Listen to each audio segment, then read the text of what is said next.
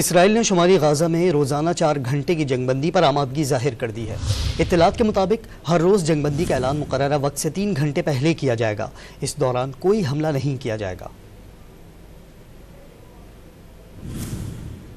غزہ میں اسرائیلی مظالم میں وقت گزرنے کے ساتھ شدت آنے لگی۔ تشویشناک صورتحال کے پیش نظر پیرس میں فرانسیسی صدر کی میزبانی میں غزہ کے لیے امدادی کانفرنس جاری ہے، جس میں یورپی ملکوں کے علاوہ بعض عرب ملکوں کے وفد بھی شریک ہیں۔ کانفرنس میں اس بات پر غور کیا جائے گا کہ جنگ کے دوران غزہ کی پٹی میں شہریوں کو کس طرح امداد فراہم کی جائے۔ قطر حماس اور اسرائیل کے درمیان جنگ بندی کے لیے میدان میں آ گیا اور اس نے فریقین کے درمیان ثالثی کے لیے کوششیں شروع کر دیں۔ حماس ذرائع کے مطابق 12 یرغمالیوں کی رہائی کے بدلے 3 روزہ جنگ بندی پر بات ہو رہی ہے۔ رہا کرائے جانے والے یرغمالیوں میں 6 امریکی شامل ہیں۔ حماس ذرائع کے مطابق مصر سے غزہ میں امداد پہنچانے کا وقت بڑھانے پر بھی بات ہو رہی ہے۔ حماس رہنما اسامہ حمدان نے لبنان